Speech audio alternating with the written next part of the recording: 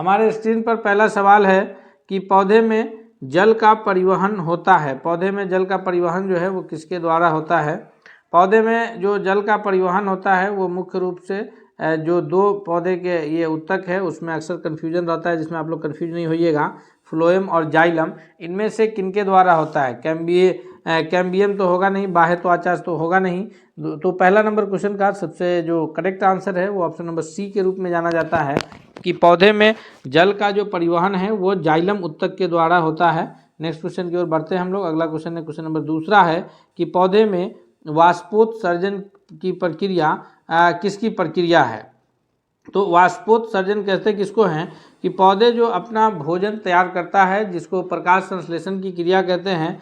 प्रकाश संश्लेषण की क्रिया के लिए उससे कार्बन डाइऑक्साइड वायुमंडल से मिल जाता है, सूर्य की रोशनी मिल जाती है तथा जो है जल मिल जाता है। इन सारे क्रियाओं से और हरे पत्ती में उपस्थित क्लोरोफिल होता है, इन सबसे वो अपना प्रकाश संश्लेषण की क्रिया करते हैं। प्रकाश संश्लेषण की क्रिया के पश्चात जो जल की मात्राएं बच जाती है उसको एस्टोमेटा के द्वारा, पत्तों में जो छोटे छोटे छिद्र होते हैं उसके द्वारा फिर जो है वो उस पानी को वायुमंडल में छोड़ देते हैं पौधे। वही क्रिया जो है वो वाष्पोत्सर्जन की क्रिया कहलाती है। यानी वाष्पोत्सर्जन की क्रिया के द्वारा जो है पौधे अपनी पत्ती के माध्यम से जल को पेड़ से वायुमंडल में छोड़ने का कार्य करता है। यानी दूसरा का ऑप्शन नंबर बी करेक्ट होगा कि पौधे में जल की हानि होती है। नेक्स्ट क्वेश्चन की ओर चलते हैं। क्वेश्चन नंबर तीसरा है कि पत्तियों के दो प्रमुख कार्य क्या क्या हैं? तो पत्ती के दो प्रमुख कार्य हैं। पत्ती का एक कार्य तो है जो प्रकाश संश्लेषण का काम है, जो कि सबसे अहम काम है। अगर प्रकाश संश्लेषण की क्रिया ना हो तो पौधे का विकास नहीं होगा। पत्ती में मौजूद क्लोरोफिल की वजह से जब उस पर प्रकाश की किरण पड़ती है, क्लोरोफिल के कारण जो है वो वहाँ पर फिर वो उससे गर्मी उत्पन्न होता है और उससे और ये जड़ के द्वारा जो है पानी मिल जाता है और फिर वायुमंडल से कार्बन डाइऑक्साइड मिल जाता है, जिससे पत्ती जो है भोजन तैयार कर लेती है और यह क्रिया प्रकाश संश्लेषण की क्रिया कहलाता है। और इसी कारण जो है पत्ती को किचन कहा जाता है, पौधे का किचन। और दूसरा जो क्रिया है पत्तियों का वो है वाष्पोत्सर्जन की क्रिया, जो अभी हम लोग पीछे क्वेश्चन में चर्चा किए थे कि जो पानी की मात्रा बचती है उसको जो पत्ती में छोटे छोटे छिद्र होते हैं जिसे रंध्र कहा जाता है उसकी माध्यम से पानी को वायुमंडल में छोड़ना। तो ये दो प्रमुख कार्य हैं, एक प्रकाश संश्लेषण का कार्य है और दूसरा वाष्पोत्सर्जन का कार्य है। दोस्तों हम एक एक प्रश्नों को जो कि विज्ञान, इतिहास, भूगोल सभी से रिलेटेड प्रश्नों को उसके उत्तर की व्याख्या के साथ अभी इसमें कंप्लीट करेंगे। हम आपसे रिक्वेस्ट करते हैं कि अगर आप अब तक चैनल पर नए हैं तो प्लीज़ चैनल को सब्सक्राइब करके बेल आइकन को जरूर दबा लीजिएगा। अगले क्वेश्चन की ओर बढ़ते हैं। चौथा क्वेश्चन देखते हैं। चौथा क्वेश्चन है कि प्रकाश संश्लेषण की क्रिया में क्या बाहर निकलता है? तो प्रकाश संश्लेषण की जब क्रिया होती है उस क्रिया के पश्चात जो बाहर निकलने वाले ये हैं, इसमें हाइड्रोजन है, कार्बन डाइऑक्साइड है, ऑक्सीजन है और क्लोरीन है। तो प्रकाश संश्लेषण की क्रिया के बाद जो बाहर निकलते हैं वो option number C correct answer होगा कि ऑक्सीजन जो है वो बाहर निकलने का कार्य करता है और जिसके वजह से जो है ऑक्सीजन का संतुलन वायुमंडल में बना हुआ है और फिर हम लोग आसानी से सांस ले सकते हैं। नेक्स्ट क्वेश्चन है क्वेश्चन नंबर 5वां है कि कपास के पौधे का वंशीय नाम क्या है? जेनेरिक नेम, उस पौधे का जो वंशीय नाम है उसको किस नाम से जाना जाता है? क्रोटोलेरिया के नाम से जानते हैं या फिर रैफेनस के नाम से या फिर निकोटियाना के नाम से या गैस्पियम के नाम से? 5वां नंबर क्वेश्चन का जो सबसे सही जवाब होगा यह है ऑप्शन नंबर डी, यानी गैसीपियम के नाम से जो है इसको जाना जाता है। कपास के पौधे की खेती के लिए जो है वह काली मिट्टी की आवश्यकता होती है और यह पौधे जो है यह महाराष्ट्र के क्षेत्र में अधिक उगते हैं। अगला प्रश्न है हमारे स्क्रीन पर कि लौंग है, लौंग जो है वो क्या चीज़ है? वो तने की गांठ है या जड़ की गांठें हैं या फिर उसकी पत्तियां हैं या सूखे हुए फूल है? तो लौंग जो है यह उस पौधे की सूखे हुए फूल होते हैं, यानी ऑप्शन छोटी छोटी जो कली होती है फूल वो लौंग के रूप में जाना जाता है। ऑप्शन नंबर डी जो है यह करेक्ट आंसर होगा। नेक्स्ट क्वेश्चन है क्वेश्चन नंबर 7 है कि पौधे के किस भाग से हमें कॉफ़ी की प्राप्ति होती है? कॉफ़ी की जो प्राप्ति होती है, चाय के तरह कॉफ़ी की जो हम लोग इस्तेमाल करते हैं पेय पदार्थ के रूप में, तो कॉफ़ी चाय की जो है ये तो पत्तियों से प्राप्त होता है, लेकिन कॉफ़ी की प्राप्ति हमें किस प्रकार होती है? तो तो इसका जो सही उत्तर होगा 7वां नंबर प्रश्न के लिए कि कॉफ़ी की जो प्राप्ति होती है वह उसके बीज से होती है, यानी ऑप्शन नंबर बी जो है इसका सबसे सही जवाब होगा। दोस्तों आप लोग भी जो है कमेंट करके बता सकते हैं कि किस प्रश्न का जो आंसर सही होगा, और यह वीडियो अंत में बताइएगा कि कैसा लगा, ये भी कमेंट करके जरूर बताइएगा। क्वेश्चन नंबर 8वां है कि गाजर का जो रंग है, पीले रंग का जो गाजर होता है वो उस किसकी मौजूदगी के कारण जो है गाजर का रंग पीले रंग का होता है? क्लोरोफिल की मौजूदगी के कारण होता है, या फिर फाइकोनियन के मौजूदगी के कारण, या फिर फाइकोरिथिन के मौजूदगी के कारण, या कैरोटीन के? तो गाजर का जो रंग है वो कैरोटीन के मौजूदगी के कारण होता है, और ये इसलिए ऑप्शन नंबर डी जो है इसका करेक्ट आंसर होगा। नेक्स्ट क्वेश्चन की ओर बढ़ते हैं। कैरेट से कैरोटीन है, और कैरोटीन जो है वो विटामिन ए का रासायनिक नाम भी है। दो नाम है, एक रेटिनॉल और एक कैरोटीन। तो वो इस विटामिन ए जो है गाजर में प्रचुर मात्रा में पाया भी जाता है। नेक्स्ट क्वेश्चन है, क्वेश्चन नंबर 9 है कि जिन पौधों पर बीज होते हैं किंतु फूल नहीं लगते, जिन पौधों पर बीज होते हैं फूल नहीं लगते हैं, ये कौन सा पौधा कहलाता है? यह जो है आवृत्ति बीजी पौधा, या अनावृत बीजी, या फिर टेरिडोफाइटस कहते हैं, या इसे ब्रायोफाइटस के नाम से जाना जाता है। तो 9वां नंबर प्रश्न जो है, जिस पौधे में बीज तो होते हैं लेकिन पुष्प नहीं लगते, वो option number B correct answer होगा कि उस पौधे को जो है अनावृत बीजी के नाम से जाना जाता है। और ये नेक्स्ट क्वेश्चन की ओर बढ़ते हैं। क्वेश्चन नंबर 10 है कि निम्नलिखित में से किसके द्वारा दूध खट्टा हो जाता है? दूध खट्टा होने का कारण प्रोटोजोआ है, या फिर बैक्टीरिया है, या वायरस है, या नीमेटोड है? तो दूध का जो खट्टापन जो है, खट्टा होने का जो कारण है वो बैक्टीरिया के कारण होता है। मुख्य रूप से जो बैक्टीरिया जाना जाता है वो लैक्टोबैसिलस है। लैक्टोबैसिलस के कारण ही दूध से दही का जमना होता है, और दूध से दही का जमना जो है, जो कि एक रासायनिक परिवर्तन है, परिवर्तन भी हम लोग पढ़े थे, यानी दूध से दही बन जाएगा लेकिन दही से फिर दूध की प्राप्ति नहीं हो सकती है। वहीं पानी से बर्फ बन जाता है और बर्फ से पानी की प्राप्ति होती है, उसको भौतिक परिवर्तन कहते हैं। तो दूध का जो खट्टा होना है यह बैक्टीरिया के कारण होता है। और कौन बैक्टीरिया इसके लिए जिम्मेदार है? तो लैक्टोबैसिलस बैक्टीरिया जो है वो जिम्मेदार है। और दूध की जो ये मापा जाता है उसको लैक्टोमीटर के नाम से जानते हैं हम लोग। ये भी याद रखेंगे कि दूध का शुद्धता मापने के लिए कौन सा जो यंत्र इस्तेमाल होता है उसको किस नाम से जानते हैं? तो उसको लैक्टोमीटर कहते हैं। नेक्स्ट क्वेश्चन की ओर बढ़ते हैं। क्वेश्चन नंबर 11 है कि काल कोठरी ब्लैक होल की जो घटना घटी थी बंगाल में, तो ये जिसमें 146 में से 123 लोग एक छोटी कोठरी में बंद कर दिए गए थे और उस कारण वो मर गए थे। तो यह घटना कहाँ घटी थी? बंगाल के कौन से शहर में? मुर्शिदाबाद में, ढाका में, मुंगेर में, या फिर कलकत्ता में? मुंगेर के नाम से कंफ्यूज नहीं होना है कि यह मुंगेर जो है आधुनिक बिहार का हिस्सा है, क्योंकि मुंगेर जो उस वक्त स्थिति थी वो बंगाल का हिस्सा हुआ करता था। 1912 में बिहार जो है वो बंगाल से अलग हुआ है। 11वां नंबर प्रश्न का जो करेक्ट आंसर है ऑप्शन नंबर डी है कि काल कोठरी ब्लैक होल की जो घटनाएं हैं ये कलकत्ता में घटी थी। Option number D correct answer है। नेक्स्ट क्वेश्चन है 12 है कि इलाहाबाद की संधि 1765 ईस्वी के बाद रॉबर्ट क्लाइव ने मुर्शिदाबाद का उप दीवान किसे नियुक्त किया था? ये सब इलाहाबाद की संधि 1765 में हुई थी। उससे पहले 1764 ईस्वी में बक्सर में बंगाल के नवाब, अवध के नवाब और जो मुगल बादशाह थे, इन तीनों की संयुक्त सेनाएं लड़ी थी और संयुक्त सेना को पराजित हासिल हुआ था। और उसके बाद जो है ये 1765 ईस्वी में अगले साल इलाहाबाद की संधि हुई। तो इलाहाबाद की संधि के बाद जो है रॉबर्ट क्लाइव ने मुर्शिदाबाद का जो उपदीवान है, 12 का करेक्ट आंसर होगा ऑप्शन नंबर ए कि मोहम्मद रजा खान को जो है नियुक्त किया था। ऑप्शन नंबर ए जो है वो करेक्ट आंसर है। क्वेश्चन नंबर 13 है कि किस वायसराय के शासनकाल में पहला फैक्ट्री अधिनियम आया था? तो पहला फैक्ट्री नियम अधिनियम जो है यह 1881 में आया था। 1881-82 के करीब जो है यह आया था। तो यह किस वायसराय के कार्यकाल में आया था? 13वां का सबसे करेक्ट आंसर है कि उस वक्त 1880 से 84 के बीच जो शासनकाल था वह लॉर्ड रिपन का शासनकाल था, और उन्हीं के शासनकाल में जो है ये फैक्ट्री अधिनियम आया, यानी ऑप्शन नंबर सी जो है इसका सबसे करेक्ट आंसर है। नेक्स्ट क्वेश्चन की ओर बढ़ते हैं। क्वेश्चन नंबर 4 है कि 1855 ईस्वी में संथालों ने किस अंग्रेज कमांडर को हराया था? संथालों का जो विद्रोह है यह 1855-56 ईस्वी में हुआ है। तो उस वक्त जो है संथालों ने कौन से अंग्रेज कमांडर को हराया था, उनका नाम क्या है? तो इसका 14वां नंबर प्रश्न का जो सबसे सही उत्तर है यह है कैप्टन नेक फेविले या फिर लेफ्टिनेंट बास्टिन है। तो इसका जो सबसे सही जवाब है वो है मेजर ब्रो, यानी ऑप्शन नंबर सी जो है 14वां नंबर प्रश्न का सबसे करेक्ट आंसर है। 1855-56 ईस्वी में संथाल विद्रोह हुआ था। ये जनजातियों के द्वारा जो है अंग्रेजों के विरुद्ध विद्रोह किया गया था।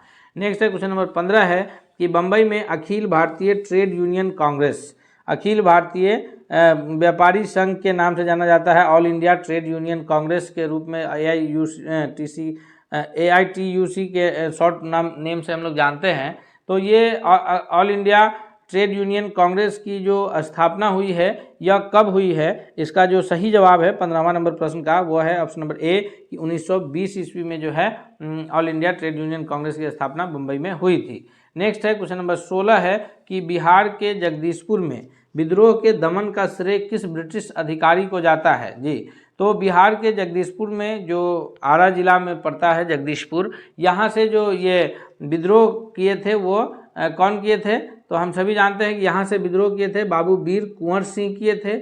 और इस विद्रोह को जो दबाने का श्रेय जाता है अंग्रेज अधिकारियों को। 16वां नंबर क्वेश्चन का जो सही उत्तर है वह है टेलर एवं विंसेंट आयर, यानी ऑप्शन नंबर डी जो है वो करेक्ट आंसर होगा 16वां के लिए। नेक्स्ट क्वेश्चन की ओर बढ़ते हैं। क्वेश्चन नंबर 17 है कि 1857 की विद्रोह की असफलता के बाद बहादुर शाह द्वितीय, जिनको बहादुर शाह जफर के नाम से भी जाना जाता है, तो ये अंतिम मुगल बादशाह के रूप में भी जाने जाते हैं, बहादुर शाह द्वितीय या फिर पूरा नाम बहादुर शाह जफर के रूप में कहिए। तो इनको कहाँ निर्वासित किया गया था, यानी इनको भारत से निकाल करके कहाँ भेज दिया गया, तो इनको निर्वासित करके जो है रंगून भेज दिया गया था। ऑप्शन नंबर ए जो है वो करेक्ट आंसर है 17वां नंबर क्वेश्चन के लिए। नेक्स्ट क्वेश्चन की ओर बढ़ते हैं। क्वेश्चन नंबर 18 है कि ब्रह्म समाज का उद्देश्य क्या था। ब्रह्म समाज का जो उद्देश्य था वह धर्म की बुराई पर प्रहार करना या फिर एक ईश्वरवाद का प्रचार करना, या दोनों सही है। तो इसका जो सही उत्तर है 17वां नंबर क्वेश्चन के लिए कि ब्रह्म समाज की जो स्थापना हुई थी उसका जो सही है वह धर्म की बुराइयों पर प्रहार करना था और एक ईश्वरवाद का प्रचार करना था। नेक्स्ट क्वेश्चन की ओर बढ़ते हैं। क्वेश्चन नंबर 19 है कि थियोसॉफिकल सोसाइटी ने भारत में कब और कहाँ अपना मुख्यालय स्थापित किया था। जी, थियोसॉफिकल सोसाइटी के द्वारा भारत में जो अपना मुख्यालय स्थापित किया गया था, ये 19वां नंबर क्वेश्चन का जो सबसे सही जवाब है ऑप्शन नंबर ए है कि 1882 ईस्वी में, और यह अड्यार में स्थापित किया गया था, यानी ऑप्शन नंबर ए जो है वो करेक्ट आंसर है। नेक्स्ट है क्वेश्चन नंबर 20 है कि सत्यार्थ प्रकाश पुस्तक के लेखक कौन है। सत्यार्थ प्रकाश पुस्तक के लेखक जो है रविंद्रनाथ टैगोर हैं, या फिर दयानंद सरस्वती हैं, या जयदेव हैं, या कालिदास हैं। तो इसका जो करेक्ट आंसर है ऑप्शन नंबर बी है कि सत्यार्थ प्रकाश के जो लेखक हैं वह दयानंद सरस्वती जी हैं। रविंद्रनाथ टैगोर की एक अद्भुत रचना है गीतांजलि के नाम से जाना जाता है, और इसके वजह से उन्हें जो है ये नोबेल पुरस्कार भी मिला है, तो याद रखेंगे हम लोग। नेक्स्ट क्वेश्चन की ओर बढ़ते हैं। क्वेश्चन नंबर 21 है कि वहाबी आंदोलन का प्रमुख केंद्र कौन था। वहाबी आंदोलन में दो अली बंधु जो है प्रमुख रूप से सक्रिय थे। मौलाना अली बंधु इनायत अली और विलायत अली जो है ये दो लोग प्रमुख रूप से इस आंदोलन में सक्रिय थे, और ये आंदोलन जो है इसका प्रमुख जो केंद्र था वो अपने बिहार का पटना जिला था। ऑप्शन नंबर ए के रूप में जो है यह करेक्ट आंसर जाना जाएगा। नेक्स्ट क्वेश्चन है क्वेश्चन नंबर 22 है कि महाराष्ट्र का सुकरात किसे कहा जाता है। महाराष्ट्र का सुकरात जो है यह बाल गंगाधर तिलक को कहा जाता है, बिपिन चंद्र पाल को, या फिर फिरोज शाह मेहता को, या ये महादेव गोविंद रनाडे जी को कहा जाता है। तो 22वां नंबर क्वेश्चन का जो करेक्ट आंसर है ऑप्शन नंबर डी के रूप में जाना जाएगा कि महाराष्ट्र का सुकरात के नाम से जो है महादेव गोविंद रनाडे जी जाने जाते हैं। नेक्स्ट क्वेश्चन है कि किसे आधुनिक भारत का जनक कहा जाता है। आधुनिक भारत का जनक के रूप में जो है लाला लाजपत राय का नाम आता है, महात्मा गांधी का, या राजा राम मोहन राय, या फिर भगत सिंह का। तो इस रूप में जो सबसे सही उत्तर है ऑप्शन नंबर सी है कि राजा राम मोहन राय का जो नाम है वो ये आधुनिक भारत के जनक के रूप में जाने जाते हैं। 23वां का सी जो है वो सबसे करेक्ट आंसर है। नेक्स्ट क्वेश्चन की ओर बढ़ते हैं दोस्तों कि प्रार्थना समाज के स्थापना किसकी प्रेरणा के फलस्वरूप हुई। प्रार्थना समाज की स्थापना जो है वह केशव चंद्र सेन है, या देवेंद्रनाथ टैगोर है, या गोपाल हरि देशमुख, या फिर ईश्वर चंद्र विद्यासागर है। तो 24वां का करेक्ट आंसर है ऑप्शन नंबर ए कि केशव चंद्र सेन की प्रेरणा के फलस्वरूप जो है प्रार्थना समाज की स्थापना हुई। आगे है कि महानदी नर्मदा और सोन कहाँ से निकलती है। तो अब ये जो प्रश्न है यह भूगोल से रिलेटेड प्रश्न है। दोस्तों हम आपसे फिर एक बार रिक्वेस्ट करते हैं कि अगर आप अब तक चैनल पर नए हैं, चैनल को सब्सक्राइब नहीं किए हैं, तो प्लीज़ आप एक बार चैनल को सब्सक्राइब करके बेल आइकन को दबा लीजिए, ताकि कोई भी वीडियो, कोई भी अपडेट्स आए तो सबसे पहले आप तक पहुंचे। साथ ही साथ इस वीडियो का लिंक दोस्तों के बीच भी शेयर कीजिए, ताकि सभी लोग इससे बेहतर फ़ायदा उठा सके। क्वेश्चन 25वां है कि अमरकंटक की पहाड़ी से जो निकलती है, ये 25वां का करेक्ट आंसर है ऑप्शन नंबर डी। ये जो नदियां हैं महानदी, नर्मदा और सोन, यह अमरकंटक की पहाड़ी से निकलती है, यानी डी जो है करेक्ट आंसर है। नेक्स्ट क्वेश्चन है 26 की दक्षिण भारत की नदियों में सबसे लंबी नदी कौन सी है। जी, दक्षिण भारत की जितनी नदियां हैं, गोदावरी, कृष्णा, कावेरी, नर्मदा, इनमें जो सबसे लंबी नदी है, 26 का जो सबसे सही उत्तर है ऑप्शन नंबर ए के रूप में जाना जाएगा कि गोदावरी नदी जो है वो दक्षिण भारत की सबसे लंबी नदी के रूप में जानी जाती है। नेक्स्ट है कि किस निम्न में से किस नदी को उसकी पवित्रता के कारण जो है वह दक्षिण भारत की गंगा के नाम से जाना जाता है। तो दक्षिण भारत की गंगा के नाम से जो है पवित्रता के आधार पर जो नदी जानी जाएगी वो कौन है, महानदी, गोदावरी, कृष्णा या फिर कावेरी। तो 27वां नंबर प्रश्न का correct answer option number D के रूप में जाना जाएगा। नेक्स्ट क्वेश्चन की ओर बढ़ते हैं हम लोग। क्वेश्चन नंबर 28 है कि पश्चिम की ओर प्रवाहित होने वाली नदियां कौन कौन सी है। जी, पश्चिम की ओर प्रवाहित होने वाली नदियों में शामिल नर्मदा, तापी और राप्ती। कौन दो नदियां या तीनों की तीनों नदियां पश्चिम की ओर प्रवाहित होती है। तो 28वां का जो सबसे सही जवाब है वो ऑप्शन नंबर ए है, यानी कि नर्मदा और तापी नदियां जो है वो पश्चिम की ओर प्रवाहित होने वाली नदियां हैं। आगे है कि लूनी नदी जो है वो किस में गिरती है। लूनी नदी जाकर के बंगाल की खाड़ी में गिरती है, गंगा के मुहाना पर, या केरल के समुद्री तट पर, या गोदावरी के मुहाना पर, या कच्छ के रण में। तो 29वां नंबर क्वेश्चन का जो सबसे सही उत्तर है दोस्तों ऑप्शन नंबर सी के रूप में जाना जाएगा कि लूनी नदी जो है वो कच्छ के रण में जाकर के विलुप्त होती है। नेक्स्ट क्वेश्चन है 30 की कहाँ भागीरथी और अलकनंदा मिलकर के गंगा बनाती है। दोस्तों ये जो गंगा नदी बहते हुए हमारे बिहार से होते हुए बंगाल और बंगाल से होते हुए फिर जो है बंगाल की खाड़ी में गिरती है, जो कि उत्तराखंड से बहते हुए उत्तर प्रदेश होते हुए आती है। तो ये गंगा जो है प्रमुख दो धाराएं मिल करके गंगा के नाम से, ये दो धाराएं निकलती है, एक भागीरथी के नाम से और एक अलकनंदा के नाम से। और देवप्रयाग में, उत्तराखंड में स्थित देवप्रयाग में जब ये दोनों धाराएं एक साथ मिलती है तो फिर वहाँ से गंगा के रूप में ये नदियाँ आगे बहती हुए गंगा नदी के नाम से आती है। तो ये दो जो धाराएं हैं भागीरथी और अलकनंदा, यह उत्तराखंड के देवप्रयाग में जो है एक साथ मिलती है। क्वेश्चन नंबर 31 है कि भारत में सबसे लंबा बांध कौन सा है। जी, भारत का जो सबसे लंबा बांध है भाखड़ा नंगल बांध है, नागार्जुन सागर बांध है, या हीराकुंड बांध है, या फिर कोसी नदी पर स्थित कोसी बांध है। तो भारत का जो सबसे ऊंचा बांध है वो तो भाखड़ा नंगल बांध है, जो कि सतलज नदी पर स्थित है। लेकिन भारत का जो सबसे लंबा बांध है वह हीराकुंड बांध है, जो कि उड़ीसा राज्य में स्थित है। नेक्स्ट क्वेश्चन की ओर बढ़ते हैं। क्वेश्चन नंबर ये 32 है कि नागार्जुन सागर बांध भारत के किस राज्य में स्थित है। जी, 32वां नंबर प्रश्न का सबसे सही उत्तर क्या होगा दोस्तों। तो ये 32वां नंबर क्वेश्चन का जो सबसे करेक्ट आंसर है कि नागार्जुन सागर बांध जो है वो तमिलनाडु, आंध्र प्रदेश, कर्नाटक या उड़ीसा राज्य में स्थित है। तो correct answer option number B के रूप में जाना जाएगा कि यह आंध्र प्रदेश राज्य में स्थित बांध है। नेक्स्ट क्वेश्चन की ओर बढ़ते हैं। क्वेश्चन नंबर 33 है कि भारत का प्रथम परमाणु ऊर्जा उत्पादन केंद्र है। भारत का जो प्रथम परमाणु ऊर्जा उत्पादन केंद्र है वो कौन सा है। वह नरोड़ा उत्तर प्रदेश है, या फिर तारापुर महाराष्ट्र है, या कलपक्कम तमिलनाडु है, या फिर काकरापार गुजरात है। तो ये जो भारत का सबसे पहला परमाणु ऊर्जा केंद्र है वो ऑप्शन नंबर बी के रूप में जाना जाएगा कि तारापुर महाराष्ट्र जो है भारत का प्रथम परमाणु उत्पादन केंद्र है। नेक्स्ट क्वेश्चन है, क्वेश्चन नंबर 34 है कि निम्नलिखित में से कौन सा सहजीवी नाइट्रोजन यौगीकरण जीवाणु है। नाइट्रोजन यौगीकरण जीवाणु का अर्थ ये है कि जितने भी जो रब्बी फसलें हैं, खास करके मसूर, चना, अरहर, मूंग, इन सारे पौधे की जो जड़ें होती है उनके गांठ में एक ये बैक्टीरिया होता है, और वो बैक्टीरिया जो है क्या करता है कि वायुमंडल में जो नाइट्रोजन की स्थिति है कितना है 78% है।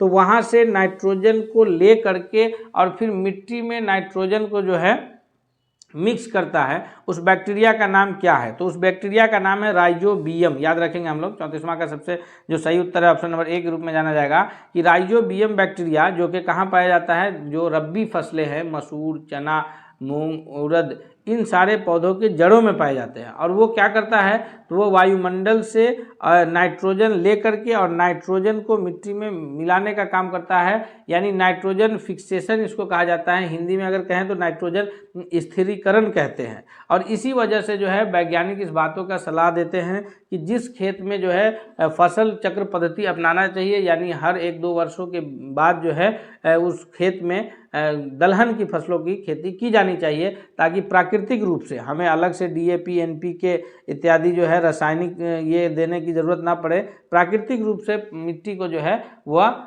ये इसकी प्राप्ति हो जाए, किसकी, नाइट्रोजन की। नेक्स्ट क्वेश्चन की ओर बढ़ते हैं। क्वेश्चन नंबर 35 है कि विषाणु माने जाते हैं। विषाणु अर्थात वायरस जो है यह क्या माना जाता है, यह सजीव होता है या निर्जीव होता है, सजीव निर्जीव के बीच एक ट्रांजिशनल ग्रुप होता है, या सजीव जो गुण की शक्ति खो चुके हैं।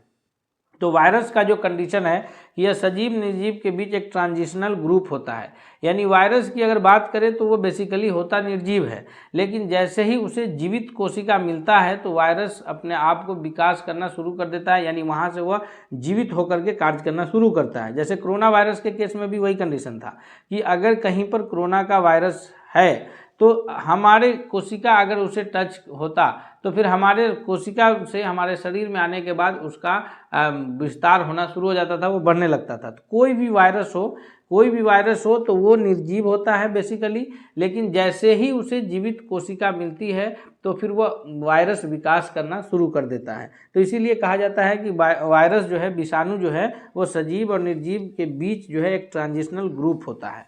नेक्स्ट है क्वेश्चन नंबर 36 है कि कार्बन मोनोऑक्साइड एक प्रदूषक है, क्यों। कार्बन मोनोऑक्साइड, जिसको रासायनिक रूप से CO के नाम से जानते हैं, और कार्बन डाइऑक्साइड को CO2 कहते हैं।